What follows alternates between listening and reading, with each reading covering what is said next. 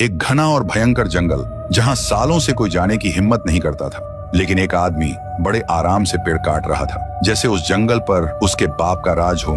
तभी उस जंगल के अंधेरे में एक घायल कुत्ता अंदर घुस आता है। आंखों में सिर्फ डर और पूरे बदन से ताजा खून टपक रहा होता है। और तभी उस आदमी पर वो कुत्ता टूट पड़ता है। फिर वो कुत्ता वहां से भाग जाता है। आदमी के हाथ से खून बह रहा था और वो डर के मारे तुरंत जंगल से अपने घर की तरफ भाग पड़ता है। जैसे ही वो आदमी गांव में घुसता है, उसकी आंखों में खून जमने लगता है और एक ही पल में उसका बदन अजीब तरह से कांपने लगता है। हाथ पैर टेढ़े मेढ़े इधर उधर मुड़ने लगते हैं। थोड़ी देर बाद वो आदमी एक खून का प्यासा जॉम्बी बन जाता है और जो भी उसके दांतों का शिकार होता कुछ ही पल में उसकी तरह एक जॉम्बी बन जाता। देखते ही देखते पूरा गांव जॉम्बी से भर जाता है। हर तरफ सिर्फ लोगों की दहला देने वाली चीखें।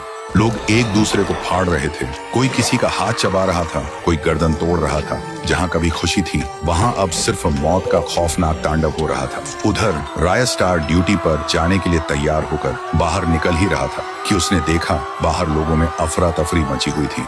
लोग इधर उधर भाग रहे थे। रायस्टार को समझ ही नहीं आया ये हो क्या रहा है। तभी उसके फोन पर एक कॉल आता है। कॉल था डॉक्टर कबीर का। डॉक्टर रोती हुई आवाज में बोलता है, रायस्टार, तुम जो बाहर देख रहे हो वो मेरे कारण हुआ है। मैं एक ऐसा सीरम बना रहा था जो इंसान का जख्म बिना दवा पिए तुरंत ठीक कर दे। पर जब मैंने उसका टेस्ट एक घायल कुत्ते पर किया तो उसने अजीब हरकत की और वहां से भाग गया। मुझे लगता है उस कुत्ते ने ही सबको काटा होगा, इसलिए पूरा गांव जॉम्बी बन गया।